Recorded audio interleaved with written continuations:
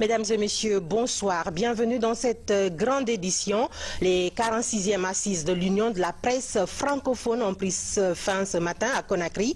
Plus de 300 journalistes venus de 48 pays ont pu échanger pendant 5 jours sur le thème journalisme, investigation et transparence. C'est le président de la République qui a présidé la cérémonie de clôture, une occasion pour professeur Alpha Condé de mettre un accent particulier sur le cadre information, vérité du journalisme. Compte rendu, Mohamed Lamine Souma, Cheikh Mabinti Silla, Boubacar Souma et Mandou Sidibé du bureau de presse de la présidence de la République. Le français, comme trait d'union, a réuni 311 participants venus de 48 pays prendre part à la 46e session de l'Union de la presse francophone du monde, ici à Conakry. 5 jours d'échange sur la pratique du journalisme autour du thème journalisme, investigation et transparence a accouché un document qui, selon le président de la section Guinée de l'UPF, peut faire office de canevas de travail. Notre pays dispose désormais d'un cadre de référence dans lequel doit s'inscrire de façon harmonieuse et rationnelle toute initiative, toute action de communication destinée à soutenir le développement et à promouvoir le mieux-être des populations guinéennes. 2018, en ligne de mire, l'Arménie, pays de 3 millions d'habitants avec un peu plus de 20 000 francophones, va accueillir la 47e session à Yerevan, dans sa capitale. Un pacte lie l'Arménie à la francophonie. Le thème qui est pressenti pour ces prochaines assises sont les migrations, un sujet qui est aujourd'hui de nouveau, malheureusement, d'actualité dans plusieurs pays du monde. Et nous n'avons aucun doute que les débats seront passionnants. Le président international de l'Union de la presse francophone, le Sénégalais Madiambal Diaye, a souligné que la presse guinéenne avait un besoin de formation. Et pour relever ce défi, il a fait un plaidoyer auprès du président Alpha Condé. Nous fondons beaucoup d'espoir sur la section guinéenne, pour que cette section qui s'est engagée à travailler, à tirer la presse guinéenne vers le haut, réussisse son ambition. De toute façon, Président Condé, l'UPF sera à vos côtés. L'UPF sera à vos côtés pour vous fournir toute l'aide attendue en matière de formation et même dans le domaine de la fourniture de moyens logistiques. C'est à cela aussi que l'UPF doit servir aux sections nationales. La section guinéenne nous a déposé un projet de programme. Attendant un soutien de l'UPF, nous l'avons examiné, nous l'avons trouvé, les actions entreprises d'une pertinence qui méritent notre soutien et la contribution de l'UPF. C'est dans ce sens d'ailleurs que l'UPF a eu un partenariat avec Action Média francophone. Vous avez pu assister il y a 2 jours de cela, au cours de nos assises, à la signature d'un protocole d'accord entre l'Office national de formation et de perfectionnement professionnel de Guinée avec Action Média francophone pour une formation continue au profit des journalistes guinéens. C'est déjà un premier pas et d'autres suivront. Le chef de l'État s'est dit très honoré de la parfaite organisation de cette 46e session de l'UPF par la section Guinée. Le professeur Alpha Condé a cependant invité la presse guinéenne à faire preuve de plus de responsabilité dans le traitement de l'information. Ces assises m'offrent l'occasion de saluer les avancées significatives en matière de liberté de la presse en Guinée. À ce jour, aucun journaliste n'est détenu en Guinée pour délit de presse. La dépénalisation des délits de presse permet aux journalistes de faire son travail dans les limites reconnues par la loi. Elle lui permet aussi de jouer son rôle de sentinelle de la démocratie avec responsabilité. La loi qui s'applique à tous signifie que nul n'est au-dessus d'elle. L'avancée significative dans la défense et l'accomplissement de la liberté de la presse en Guinée est le résultat de l'action de toutes les parties, celle des acteurs de la presse et celle du gouvernement. Il nous faut donc rendre hommage aux femmes et aux hommes qui font de la presse un label de référence. Nous avons besoin d'une presse libre, pouvant animer le débat d'idées Nous avons besoin que toutes les Guinéennes et tous les Guinéens aient accès en fonction de leur choix aux médias qui leur apporteront l'information dont ils ont besoin. Cette presse doit reposer sur la responsabilité. Disons-le, la liberté de la presse est une condition sine qua non pour la réussite de la démocratie, de la bonne gouvernance auquel nous aspirons. Une condition est au centre de cette réussite attendue. Il faut à nos populations une information ouverte, plurielle, responsable. C'est pourquoi il faut saluer le thème retenu pour ces 46e assises: journalisme, investigation, transparence. L'investigation soutient la transparence. Le devoir de recoupement de l'information par le journaliste. C'est cela le journalisme. Ne pas accuser sans prendre l'avis de la version de l'accusé et surtout ne pas se porter en procureur. C'est un thème qui nous va d'ailleurs très bien ici en Guinée. Parce que c'est la voie du renforcement de l'État, du droit, de la démocratie et de la paix.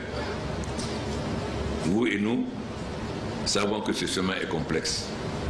Nous avons besoin de toutes les énergies conscientes pour le parcourir et progresser. Et des énergies conscientes, ce sont des énergies informées, bien informées. Ce sont des énergies libres, capables d'apporter le meilleur à la réflexion de toutes et de tous. La presse doit plus que jamais de rester professionnelle pour, entre autres, considérer ses acquis pour l'indépendantissement accru des populations. Le renforcement de la démocratie doit donc être indéfinitif. Je rends hommage à la mémoire des journalistes qui, un par le monde, ont perdu la vie dans l'exercice de leur métier. J'adresse mes vifs soutiens à tous les journalistes injustement emprisonnés du fait de l'exercice de leur métier. Je voudrais, en cette précieuse occasion, rappeler à mes amis de la presse, tant nationale qu'internationale, que sans vous, je ne serais pas là où je suis.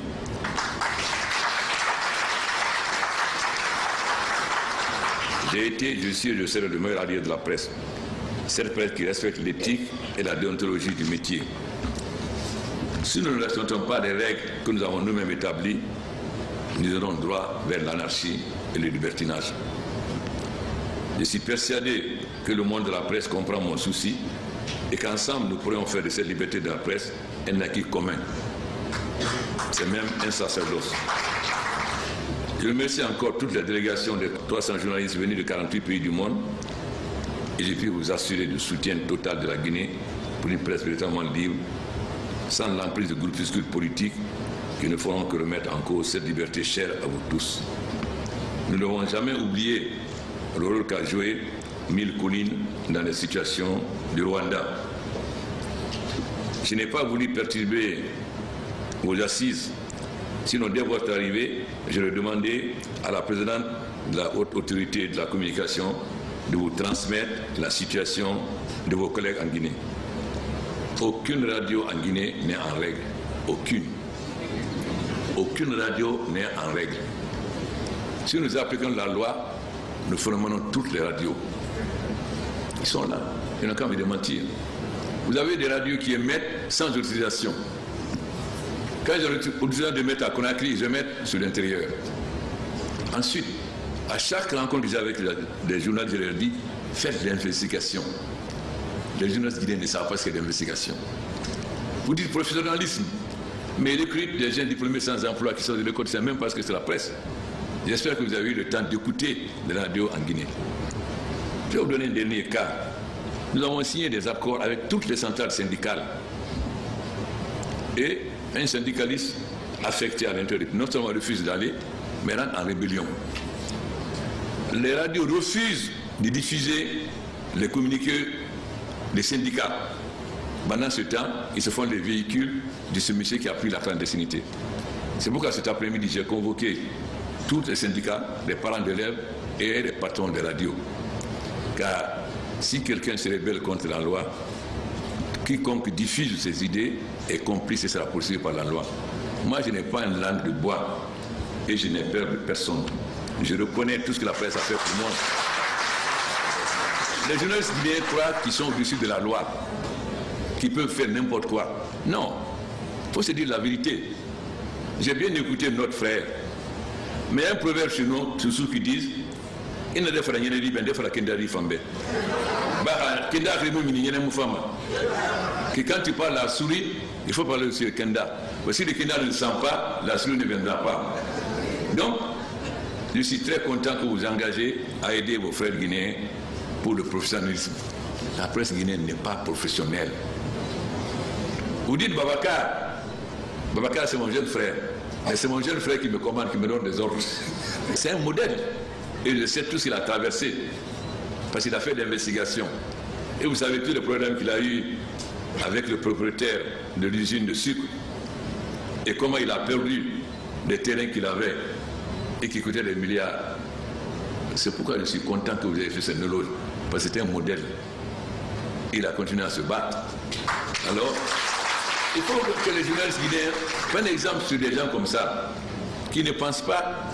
Vous savez, en tant que président de l'Union africaine, il dit que désormais, l'Afrique est responsable. Nous sommes un continent majeur. Nous ne voulons plus de leçons, de donneurs de leçons. Nous ne voulons plus d'européocentrisme. Les décisions en Afrique seront prises par les Africains. Il faut que tout le monde sache qu'aujourd'hui, nous sommes un continent majeur. Nous voulons des coopérations d'égal à égal en respectant la souveraineté des autres qui restent notre soutien. Il ne faut pas que les journalistes guinéens pensent que si on les soutient à l'extérieur, ça va m'impressionner. Ça ne m'impressionnera pas du tout. Pas du tout. Ici, c'est le peuple de Guinée qui a montré que c'est un peuple souverain en votant non en 58, en étant le seul pays francophone qui n'a jamais fait partie de la France-Afrique. Alors, apprenez à connaître l'histoire de votre pays. Faites l'investigation. À chaque rencontre que j'ai avec les journalistes, je leur demande, faites l'investigation. J'ai proposé à Thibou qu'on organise une journée de la presse pour qu'on discute. Mais il faut que les journalistes soient en règle. Parce que nous allons maintenant appliquer la loi. On ne peut pas se permettre d'insulter sur les radios le président. Et tout le monde me reproche, Alpha, tu ne gouvernes pas en Europe, tu gouvernes en Afrique. Ce que les journalistes font ici, il n'y a aucun pays africain qui peut le faire. Aucun. Nous voyons combien de journalistes sont arrêtés dans des pays qu'on dit démocratiques en Afrique. J'espère, avant que vous partiez, je demanderai à la présidente d'envoyer sur vos mails la situation exacte des radios en Guinée. Donc, je rencontrerai, quand vous avez la situation exacte, je discuterai avec vous, pas avant. Donc je ne ferai pas de rencontre. Je le dis à mon frère, je ne suis impressionné par personne. J'ai été élu par le peuple de Guinée, je suis responsable devant lui. Je reconnais tout ce que la presse a fait pour moi. J'étais à Dakar, je vous ai remercié. Pourquoi? Quand j'étais en prison, tout le Sénégal s'est mobilisé, la presse en tête. C'est normal. Et ma première sortie, Babacar Sène, nous l'avons fait à l'hôtel, voilà, pour remercier. Donc, nous sommes prêts à accompagner la presse. Mais il faut que la presse soit responsable. Il ne faut pas qu'ils pensent, que les journalistes pensent qu'ils sont dessus de la loi, qu'ils peuvent faire n'importe quoi. Et je leur dis, si c'est comme ça, comment ils peuvent... Il y a un journal qui dit, quand tu es mort, si tu es mort, Alpha Fambaras, Alpha aussi est parti. Au lieu de reconnaître leur faute, ils veulent dire le contraire. J'ai dit, si c'est comme ça désormais, vous allez voir, je vais fermer toutes les radios qui sont dans l'illégalité. Reporters sans frontières, tout le monde peut parler, toutes les radios sont dans l'illégalité, je vais fermer. Il faut d'abord qu'ils respectent la loi et qu'ils reconnaissent leurs fautes. J'ai demandé une enquête sur les gendarmes, mais je saurais aussi qu'est-ce que les journalistes ont fait quand ils ont été là-bas. Les gendarmes disent qu'ils sont rentrés et qu'ils ont craché sur leur visage. Alors, j'ai dit que je sanctionnerai les gendarmes, mais je verrai aussi quelles sont ces fautes-là. Il faut dire à vos frères qu'ils ne sont pas au-dessus de la loi. Un journaliste, c'est un citoyen. Il a un beau métier, mais c'est un citoyen comme un autre. S'il commet un délit, il sera puni. Je rencontre les gens aujourd'hui. Toute radio qui fera passer désormais les communiqués de Souma sera considérée comme complice de la rébellion contre l'État et sera fermée. Pour ça, c'est très clair. Donc, vous ne serez pas surpris. Moi, je rencontrerai cet après-midi et les syndicats, les parents d'élèves et les patrons de la presse. Il faut qu'on respecte l'État. Il faut qu'on respecte la loi. Je suis très heureux que cette réunion ait lieu à Conakry. Parce qu'au moins, ça va leur montrer ce qu'est le journalisme. Vous avez choisi, demandez aux journalistes, chaque fois que je les rencontre, je dis, faites l'investigation, l'investigation, l'investigation. Non, ils ne connaissent pas. Donc, je suis vraiment très heureux que cette réunion ait lieu ici, que les journalistes guinéens voient qu'est-ce qu'est la presse, qu'est-ce que le journalisme, quel est son rôle, sa responsabilité. Il a des droits, mais il a aussi des devoirs. Il y a sa responsabilité. Nous assumons notre responsabilité. Mais il faut que eux aussi assument la responsabilité qui respectent la loi. Avant de conclure, je voudrais saluer le travail immense accompli par la section guinéenne de l'UPF et par l'Union internationale de la presse francophone tout entière. Son bureau, son président Maniama Ndiaye, son secrétaire général Jean Kouchner, ainsi qu'à tous ceux qui ont permis la tenue de ces assises à Conakry.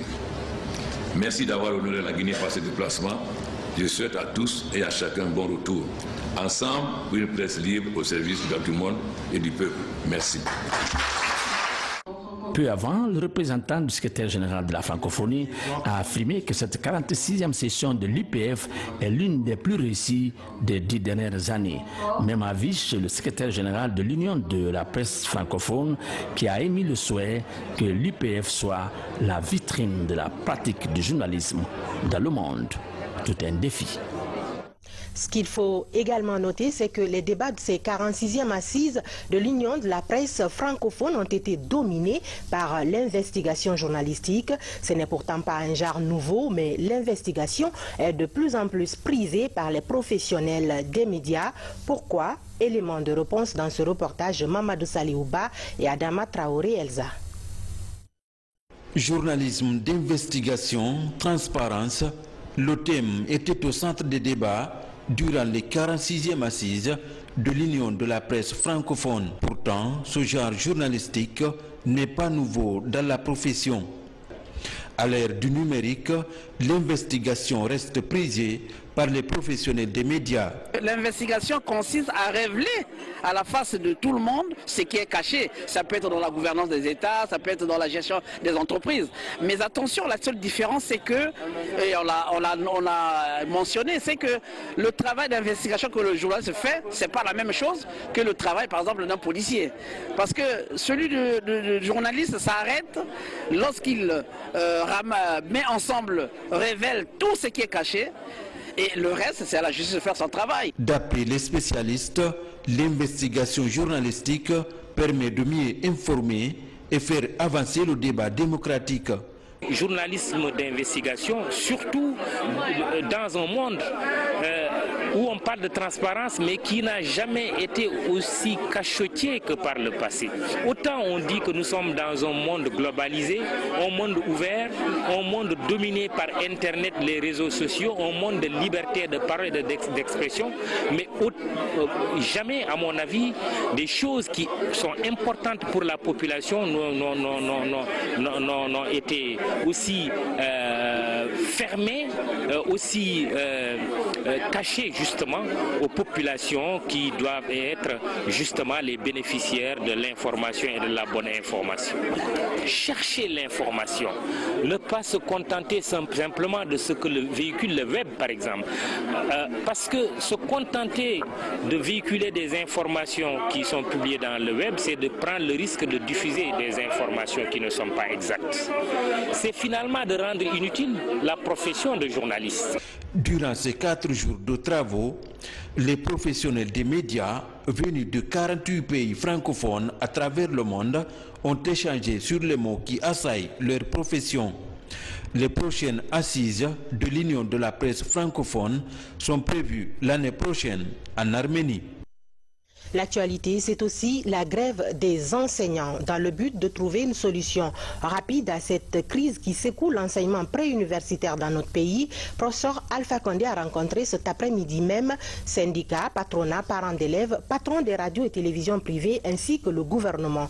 D'importantes décisions ont sanctionné cette rencontre que je vous invite à suivre avec Mohamed Lamine Souma et Cheikh Mabinti Silla.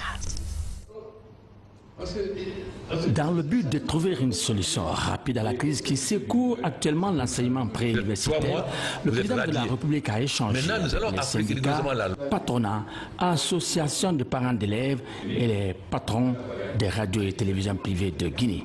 Malgré la situation difficile que nous avons pour le moment, nous avons accepté les conditions de la transposition. Alors que les parents étaient d'accord avec la transposition, augmentation des salaires. Et nous sommes mis d'accord avec eux sur le changement. Tous les syndicats ont signé. Donc il n'est pas normal. Et souvent, comme d'autres, régulièrement un fonctionnaire, il y a 8 ou 10 fonctionnaires de DPE qui ont été nommés DPE. Tous les autres ont rejoint leur propre, sauf lui. Et ensuite, il n'était pas à la négociation. Et il sort, il va contre son syndicat qui l'a suspendu. Alors, si quelqu'un qui est suspendu se met à aller contre, il se met dans l'illégalité. Et au moment où la Guinée avance, non seulement nous avons eu 20 milliards en Chine, mais notre plan national de développement, on avait besoin de 14 milliards 600 millions. Vous avez tous vu qu'en 2 jours, on a eu 21 milliards. Au moment où tous les bailleurs de fonds publics et les privés ont commencé à venir, on fait la pagaille. Ce qui fait que même ce qu'on gagne est parasité par des mouvements comme ça. Alors pourquoi on va se battre pour que le pays avance si un ennemi peut mettre la pagaille? Mais il le fait grâce à la complicité des radios. Pourquoi je l'ai convoqué? Lorsque des syndicalistes envoient leur communiqué aux radios, les radios refusent de publier. Par contre, ils sont là à faire passer tous les messages de Souma. Je dis au procureur, plus de Souma, comme rébellion. Donc maintenant, il sera poursuivi. Il y a la loi, il y a les pénalités. Donc, quiconque désormais fait passer le communiqué de Souma sera considéré comme complice et sera aussi poursuivi de la même façon. C'est pourquoi je veux qu'il soit là, qu'on mette chacun devant ses responsabilités. On ne peut pas avoir des organisations représentatives dans un pays et qu'un individu se permet d'aller contre cela et qu'on soutienne. Ça, c'est très clair. Alors c'est pourquoi je veux prendre tout le monde à témoin, qu'on sorte un communiqué ici, et nous tous, qui engagent tout le monde. Parce qu'on peut pas, on n'est pas dans un état sauvage. Dans ce cas, à quoi ça sert d'avoir des organisations? Si le partenaire vous dit que c'est quelque chose d'important, c'est de faire autre chose, ou bien les parents d'élèves vous faire quelque chose, quelqu'un s'élève, en ce moment il n'y a plus d'État. Il faut quand même qu'on respecte le pays. On ne peut pas être un état sauvage où n'importe qui s'élève. Personne n'est au-dessus de la loi. Un fonctionnaire est un fonctionnaire. S'il n'est pas de fonctionnaire, il va dans le privé. Si tu es fonctionnaire, l'État a le droit de t'affecter où il veut. Sinon, dans ce cas, tu quittes la fonction publique. Le syndicaliste ou le journaliste n'est pas au-dessus de la loi. Quand le nécessaire de nos fois, on t'affecte. Tu ne peux pas dire que si tu repasses ton poste, c'est ma faute. Parce que dès qu'il a refusé, on aurait dû suspendre son salaire dès ce moment-là. C'est vous qui êtes responsable, le ministre et de la fonction publique. À partir du moment où un fonctionnaire ne répond pas, et vous savez que la loi, si vous ne raisonnez pas votre parole, vous êtes 3 mois, vous êtes radié. Maintenant, nous allons appliquer rigoureusement la loi. Parce qu'on ne peut pas être dans un état sauvage où chacun fait n'importe quoi. La Guinée est devenue d'aujourd'hui un pays sans État. On attrape un voleur, on l'amène à la gendarmerie, on le tue. Dès qu'il y a un incident, on va casser la maison de l'autre. À ce moment-là, il n'y a plus d'État. Ça devient de la jungle. Et ça ne peut plus continuer. Nous avons des partenaires, il y a les syndicats, il y a le patronat, on négocie à 3. Une fois qu'ils sont mis d'accord à 3, ça concerne tout le monde. Mais alors, si un peut se lever pour dire non et faire la pagaille, en ce moment-là, pourquoi pas avoir des organisations? Voilà pourquoi j'ai demandé à rencontrer tout le monde. Tout le monde sait que le corps est sensible. Si les enfants restent à la maison, ça inquiète tous les parents d'élèves. Il n'y a aucune raison. À partir du moment où on s'est mis d'accord avec les syndicats, ils savent très bien quels étaient les salaires des syndicats à mon arrivée, qu'est-ce qu'ils sont maintenant aujourd'hui. Mais tout le monde connaît la situation. Et au moment où le pays va de l'avant, où on nous fait confiance, pourquoi aujourd'hui les journalistes ils ont bien tenu leur réunion ici aujourd'hui en Guinée? Est-ce qu'ils ont fait avant? Les femmes du monde ne sont pas là pour tenir leur réunion. Aujourd'hui, la Guinée est visible et les gens font confiance au pays. Et vous savez très bien, dès qu'on se voit dans France 24, trouble les hommes d'affaires. L'argent a peur du bruit. Et vous le savez bien, les hommes d'affaires. Vous savez, dès que vous étiez à Paris, vous avez vu comment les gens sont mobilisés. On va vous dire, qu'est-ce qui se passe? Tout le monde demande, il paraît qu'il y a 2.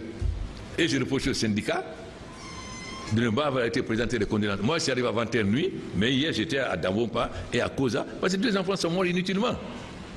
Et en plus, comment un enseignant peut violer une fille? L'enseignant c'est quand même celui qui est là pour transmettre le savoir.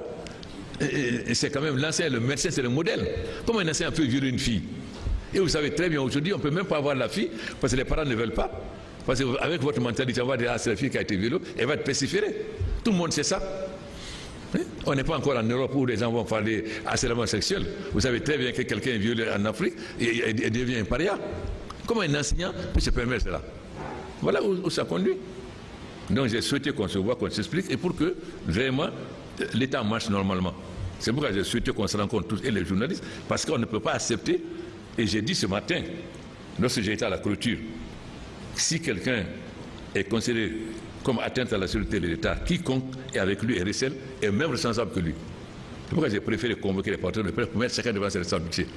Toute radio qui fait la passer les communiqués de Souma, il sera fermé le même jour. Il faut que ça soit très clair. Moi, je prends mes responsabilités. Je m'en fous. Je vais finir avec Médecins sans frontières.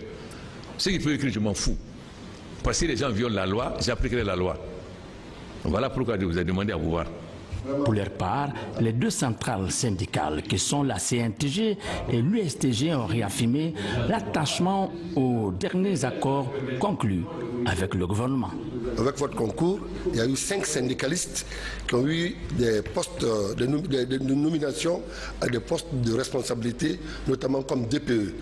3 du SLEG, notamment Aboubakar Souma, Kerel Touba et Demba Bangoura.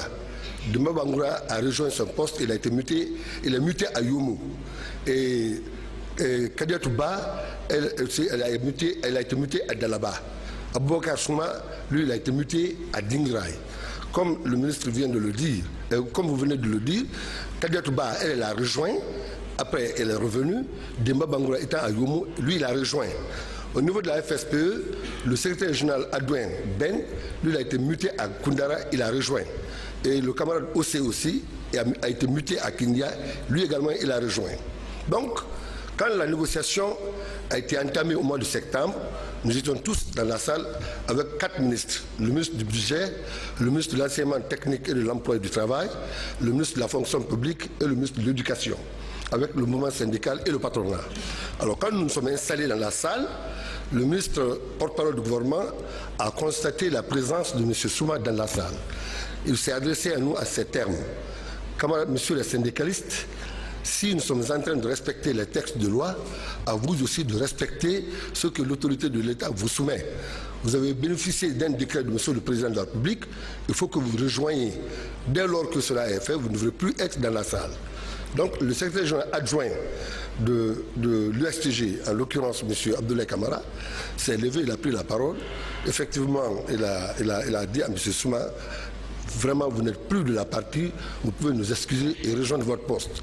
Souma s'est levé de la salle, il est sorti. Donc depuis qu'il est sorti, c'est là où il a commencé à mettre le feu à la poudre. Sur ces différents points non appliqués, c'était d'ailleurs le premier point de la plateforme revendicative de l'intercentrale, à savoir l'évaluation des protocoles des 3 dernières années. Monsieur le Président, je vous dis honnêtement, le gouvernement a fourni beaucoup d'efforts et nous sommes en train d'aller très bien, il faut qu'on vous le dise. Par rapport à Souma, Monsieur le Président, hier je vous ai dit, Souma était non frustré. On ne sait pas pourquoi. Il a été muté. C'est un commis de l'État, il doit respecter. Et j'ai dit devant les ministres et devant les membres de la Commission nationale de négociation que Souma doit aller, il doit rejoindre son poste parce que c'est un commis de l'État, sinon il démissionne. Moi, je travaille dans une société privée. Quand on me met tout de suite, je dois aller, sinon je démissionne pour qu'on me règle. Je voudrais vous rassurer que nous ne sommes pas avec Souma. Mais compte tenu du contexte qui prévaut, Monsieur le Président, nous avons décidé de faire le profil bas dans l'intérêt supérieur de la nation. Le patronat, de son côté, invite le président de la République à mettre fin à l'impunité. C'était des éléments essentiels qui devraient être pris en compte. Mais aujourd'hui, qu'est-ce qui se passe, Monsieur le Président? Je viens de Paris, comme vous l'avez si bien dit tout à l'heure. Nous étions très embêtés à Paris parce que nous avons senti qu'il y a des personnes qui nous aiment et que nous-mêmes nous ne nous aimons pas. Nous avons senti à Paris des gens qui ont fait l'éloge du régime, ce que nous-mêmes nous ne faisions pas. Nous nous sommes rendus compte du niveau où nous nous sommes trouvés les Guinéens par rapport à l'Afrique entière et le monde, alors que nous, à l'intérieur, on l'ignorait. Le président vient de dire quelque chose d'extrêmement important. Nous étions partis avec l'intention d'avoir 14 milliards. Nous avons eu 20 milliards. Et tenez-vous tranquille, pour la première fois depuis 1958, la France ne nous a pas donné un montant aussi colossal. Je représente le CNPG, l'un des patronats guinéens. Je suis chef d'entreprise du secteur privé guinéen et j'essaye de me battre pour le respect du contenu local guinéen qui en soi n'est pas du tout respecté et qui devrait être le vrai générateur d'emplois. Tout à l'heure, il y a un ami syndicaliste qui disait que vous êtes le père de famille. Il se trouve qu'effectivement vous êtes le père de famille, mais le père de famille doit savoir caresser et il doit savoir, parce que nous sommes des Africains, sanctionner aussi. Et il se trouve que tous les Guinéens présents dans cette salle se plaignent tous les jours de l'impunité, critiquent l'État dans ses actions, constatent le manque de résultats, mais ne veut pas que nous Guinéens soyons sanctionnés. On ne peut pas demander une chose et son contraire. Je pense qu'il est peut-être arrivé le temps où la loi faite par nous Guinéens, votée par nos députés, soit appliquée par nous Guinéens de la façon la plus juste. Tant que nous ne le ferons pas, bien effectivement, des Guinéens comme nous se donneront le droit, alors qu'ils ne sont pas représentants de structures syndicales, patronales, associatives quelconques, mais de semer le trouble dans notre pays et de donner la mort par certaines actions à de pauvres innocents. La présidente de l'association des parents d'élèves évoque, elle, la nécessité de sécuriser l'école et les élèves, les mettre à l'abri de toute forme de violence.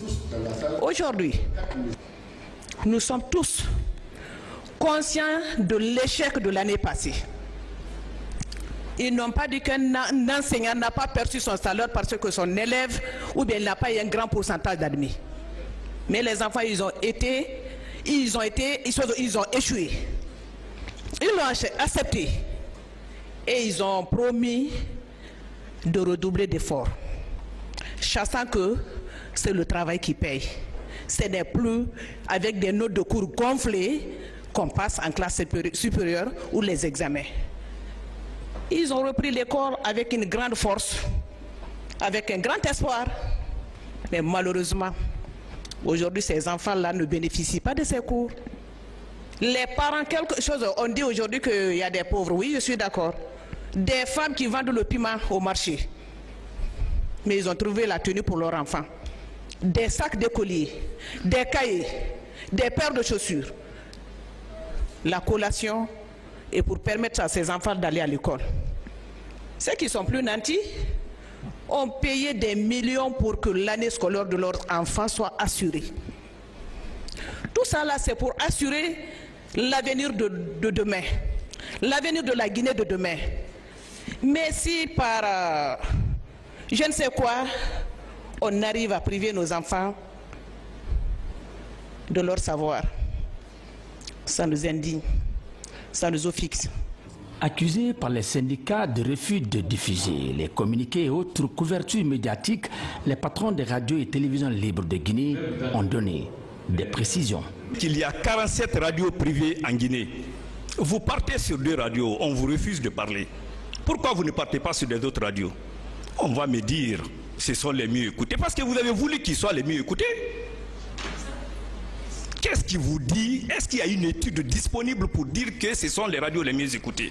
Côté gouvernement, le ministre de l'enseignement préuniversitaire pointe du doigt les émissions interactives sur les radios et télévisions privées. Je m'adresse à la presse. Je ne vais pas rentrer dans les polémiques.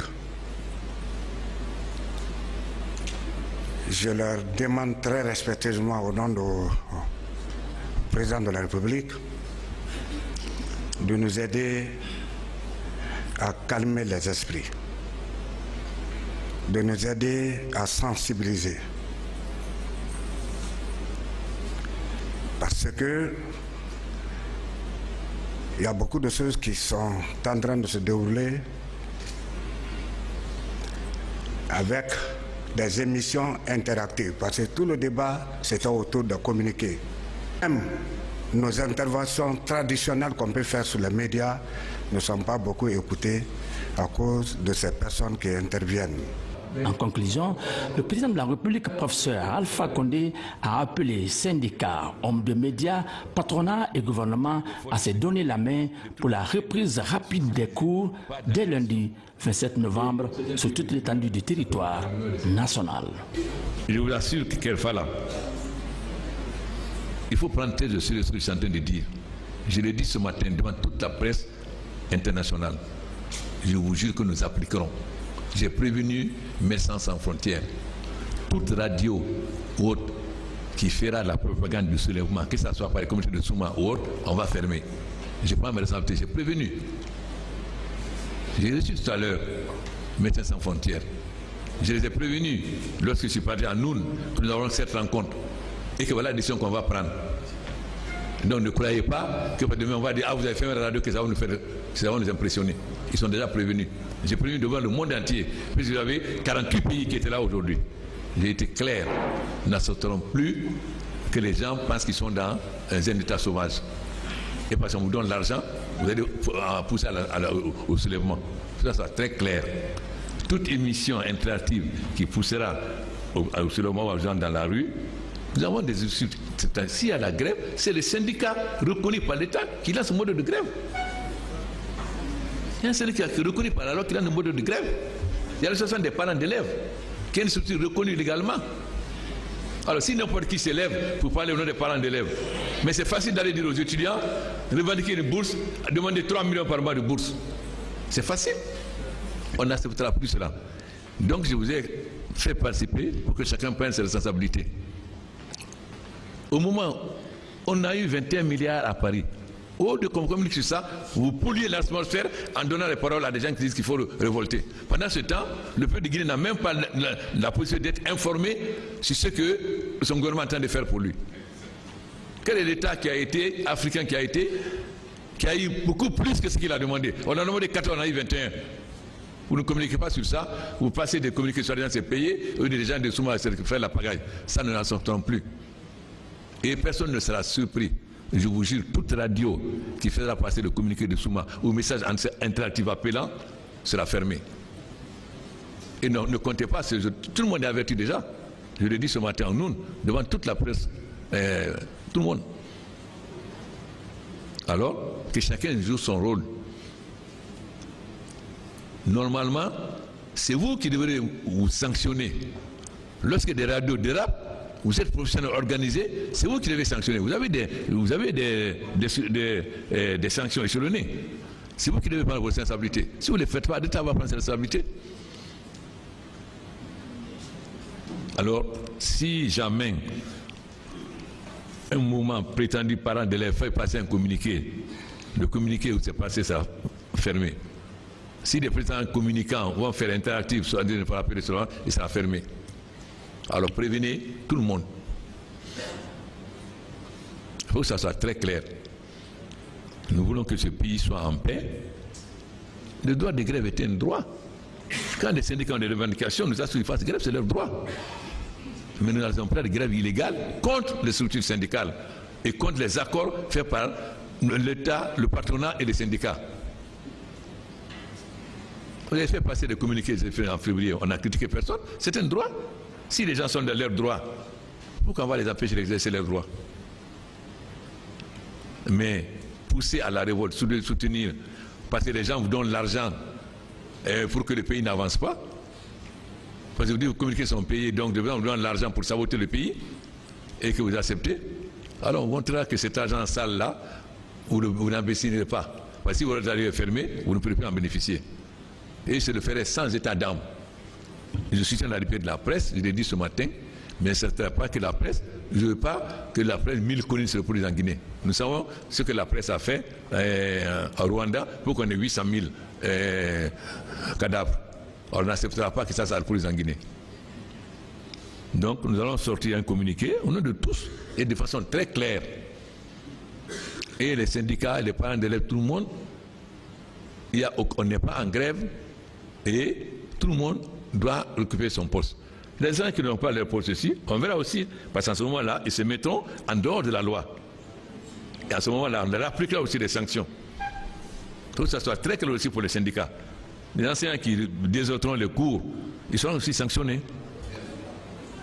Donc, bon, s'il y a un autre à dire, vous allez préparer, chacun va désigner un, vous allez préparer les communiqués, que ça soit très clair, les parents d'élèves, le patronat, la presse, les syndicats, vous faites une commission et ça doit refléter ce qui a été dit ici.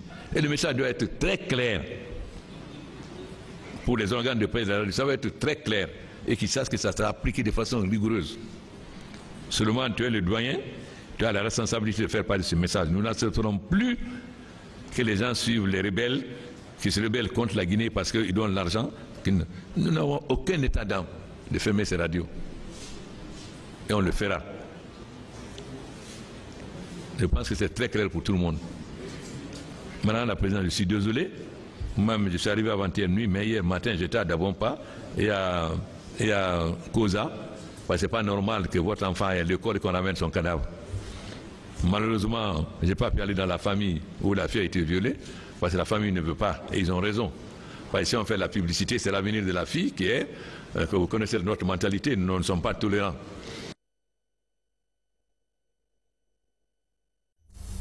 À propos de cette rencontre, je reçois sur ce plateau le ministre porte-parole du gouvernement, Damanta Albert Camara. Bonsoir, monsieur le ministre. Vous avez un important communiqué à livrer. Quelle est la teneur? Vous avez entendu le président annoncer ce communiqué que je vais me faire le devoir de vous lire, qui est un compte-rendu de ce qui a été fait aujourd'hui. En date du 25 novembre 2017, monsieur le chef de l'État a convoqué une réunion au palais Sékou Touréa avec les participants suivants.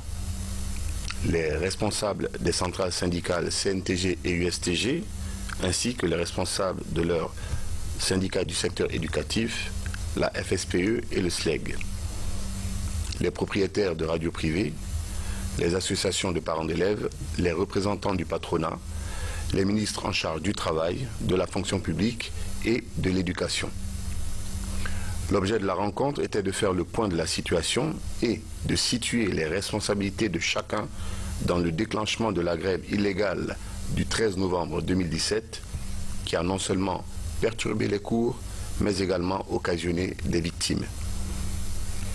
Le président de la République a introduit la rencontre en condamnant la grève illégale et les violences qui l'ont émaillée.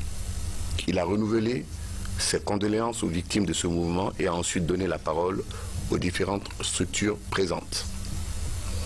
Tous les acteurs signataires de l'accord du 9 octobre 2017, et notamment la partie syndicale, ont réitéré leur engagement à respecter le contenu de cet accord qui, par ailleurs, a déjà connu un début d'exécution. Le représentant du patronat, tout en détaillant le contenu de l'accord tripartite, a rappelé les règles régissant le droit de grève en concluant que le mouvement était totalement illégal. Le représentant des radios privées a expliqué les conditions dans lesquelles elles exercent leur activité. Il a déclaré la prédisposition des radios à assurer une mission de service public pour peu qu'ils soient saisis dans les formes requises. La représentante des parents d'élèves a profondément regretté les pertes en vies humaines, la perturbation des cours et l'insécurité qui règne autour des établissements scolaires. Elle a sollicité l'intervention du gouvernement pour une reprise des cours sécurisés. Les responsables syndicaux ont condamné une fois de plus l'attitude des syndicalistes dissidents qui ont déclenché cette grève illégalement en utilisant des arguments fallacieux à destination de jeunes contractuels fraîchement engagés à la fonction publique. Les leaders syndicaux ont également regretté que certains médias soient le relais par lesquels ces dissidents procèdent à la désinformation et lancent leur appel à la grève illégale. À la suite des échanges, il a été décidé ce qui suit. 1. L'ensemble des partenaires sociaux ont renouvelé leur attachement au respect du protocole d'accord du 9 octobre 2017 et a appelé à l'arrêt immédiat de la grève illégale. 2. Les participants ont appelé le gouvernement à la sécurisation des élèves, des enseignants et des établissements scolaires. 3. L'ensemble des participants a demandé aux médias un plus grand professionnalisme dans le traitement des informations relatives à cette grève illégale. 4. Il a été rappelé aux médias l'interdiction de servir de relais aux messages de rébellion véhiculés par les syndicalistes dissidents. À cet effet, des sanctions fermes prévues par la loi seront encourues par tous les contrevenants. 5. Les participants ont exigé une stricte application de la loi concernant les relations entre les partenaires sociaux et le droit de grève. L'ensemble des participants a souhaité l'implication de toutes et de tous pour un apaisement et pour une reprise apaisée des cours dans tous les établissements le lundi 27 novembre 2017. Ont signé pour les parents d'élèves Mme Kamara Adamasso, pour le patronat M. Mansa Moussa Sidibé, pour le mouvement syndical M. Sekou Kamara, pour les radios privées M. Souleymane Diallo et pour le gouvernement M. Damantan Albert Kamara. Je vous remercie. Merci. Monsieur le ministre, on poursuit ce journal. Il y a 26 ans que fut lancée la campagne des 16 jours d'activisme contre les violences faites aux femmes et aux enfants. C'était en 1991, une idée du secrétariat général des Nations Unies d'alors pour freiner les violences auxquelles sont confrontés les femmes et les enfants. C'est cette campagne des 16 jours d'activisme que la Guinée, à l'instar des autres pays du monde, a lancée ce 25 novembre à la Blue Zone de Kaloum. L'événement a été présidé par le Premier ministre, chef du gouvernement. Reportage Mohamed II Camara. La célébration de la Journée internationale pour l'élimination des violences faites aux femmes est une occasion pour le ministère de l'Action sociale de lancer une campagne de 16 jours d'activisme de soutien à la gente féminine. Pour cette double cérémonie, l'accent est mis sur la synergie d'action entre les ONG de défense des droits des femmes, les partenaires et le gouvernement en vue d'éradiquer les maux qui freinent aujourd'hui l'épanouissement des femmes en Guinée. Le département, avec l'appui des agences du système des Nations Unies, a élaboré une stratégie nationale de lutte contre les violences basées sur le genre, dont la mise en œuvre a permis d'aboutir à des résultats encourageants, dont les principaux se ramènent à la création des centres de prise en charge psychosociale et médicale des victimes et leur approvisionnement en kits médicaux. La mise en place des cellules de violence basées sur le genre dans certains commissariats et les brigades de gendarmerie. En mettant l'accent sur les vastes implications et conséquences de la violence contre les femmes au sein des groupes les plus marginalisés, la campagne Tous Unis vise à sensibiliser et à susciter une discussion mondiale sur la nécessité d'avoir des programmes et politiques inclusifs et durables dans le cadre de l'agenda 2030 sur le développement durable. Avec le slogan « Tous unis en orange » pour l'élimination des violences faites aux femmes et aux filles, la Guinée affiche sa détermination à lutter contre les violences basées sur le genre. Il est formellement établi que ce sont les femmes et les filles qui souffrent le plus des conséquences multiples des violences dont elles sont souvent victimes au mépris des dispositions légales et sociétales qui les protègent contre ces abus. Cette triste réalité justifie l'attachement du gouvernement guinéen aux conclusions et recommandations de la 57e session de la Commission de la condition de la femme des Nations Unies, qui a évalué les efforts des États membres sur l'élimination et la prévention de toutes les formes de violence à l'égard des femmes et des filles. Pour comprendre davantage l'étendue du phénomène, une projection et un sketch dénonçant des violences à l'égard des femmes ont été proposés au public. Vous l'avez compris, c'est parti donc pour 16 jours d'activisme. Posons donc des actes pour que les femmes cessent d'être violentées, car un monde sans violence est possible. C'est tout pour ce journal. Merci de l'avoir suivi. À demain.